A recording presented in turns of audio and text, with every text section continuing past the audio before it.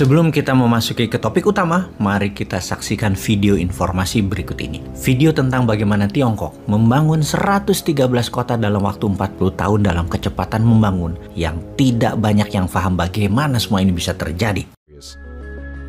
These widespread and varied economic incentives, coupled with massive government spending on infrastructure to better connect the country, allowed new cities to seemingly grow out of nowhere at a rate that remains unmatched at any time in human history.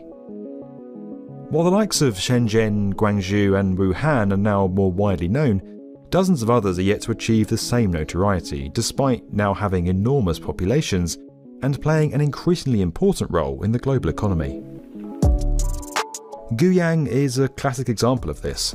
Home to 900,000 people before the reforms, it's now a city of 3.4 million, despite sitting more than 550 kilometers from the sea.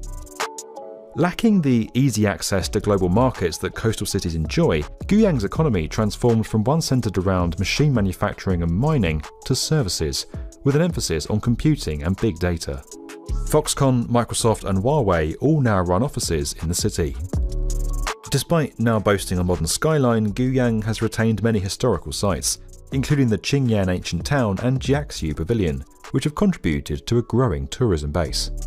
Though still small for China, the city opened its first metro line in 2017 and has 2 more already under construction. A network of 8 is planned in total. Heading to the east coast, Wuxi forms part of the Yangtze Delta megalopolis that's now home to over 75 million people. Nestled between Shanghai and Nanjing, the city's gone from 850,000 residents in 1985 to 3.3 million today. That's bigger than Athens. When the Wuxi New District was created in 1992, it began to turn the city into one of China's major industrial parks and a centre for scientific and industrial innovation. The likes of Siemens, Hitachi, Volvo and AstraZeneca are now all based there. This abundance of multinationals has transformed the skyline, and 21 skyscrapers have been built since 2005. 3 supertalls were opened in 2014 alone. Tourism's also played a part in the city's growth, particularly as it boasts one of the world's tallest statues, the 79-metre Grand Buddha at Lingshan. For comparison, the Statue of Liberty is just 46 metres tall without its base.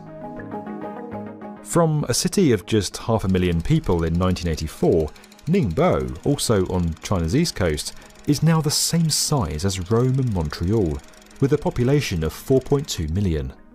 Designated as one of 14 open coastal cities in 1984, that's a special type of economic zone for port cities, Ningbo now acts as a trade hub for the southern Yangtze River Delta, and since its merger with the neighbouring Zhoushan in 2006, it's become one of the busiest ports in the world.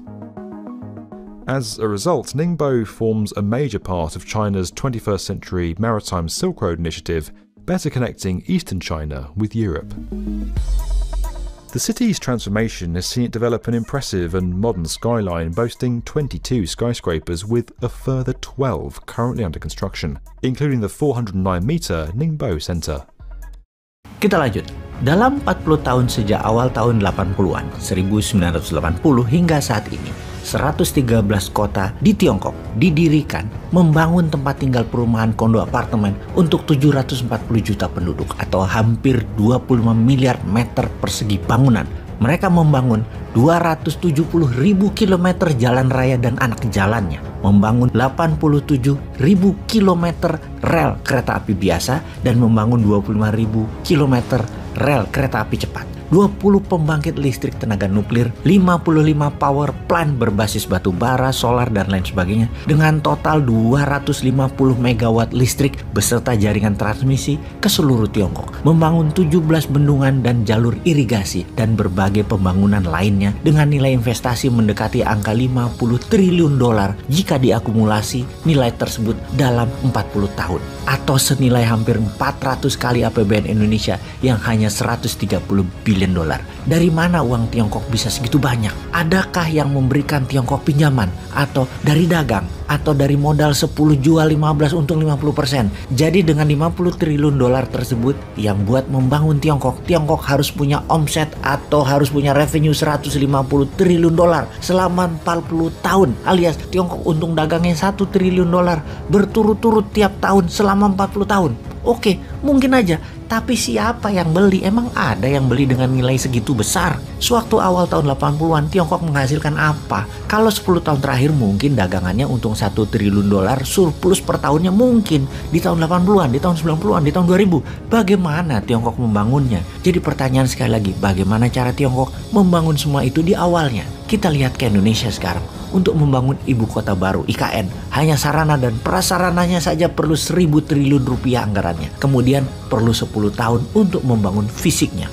Untuk membuat Indonesia negara superpower di tahun 2045, ini lain lagi anggaran yang dibutuhkan. Bukan saja membangun ibu kota yang diperlukan, namun ribuan hal kita bangun bersama. Misalnya, membuat bendungan di utara Jakarta, membuat bendungan laut di utara Semarang, membuat jalur tol laut ke seluruh Indonesia, membuat jaringan kereta api sepanjang 30.000 km melingkari setiap pulau di Indonesia, membangun jalan non-tol seluruh Indonesia sepanjang 80.000 km baru dan memperbaiki yang lama, membangun sarana tinggal yang layak untuk 100 juta penduduk. Berikut sarana eco-living yang layak lainnya seperti sekolah, pasar, rumah sakit, sarana bermain, olahraga, dan lain sebagainya.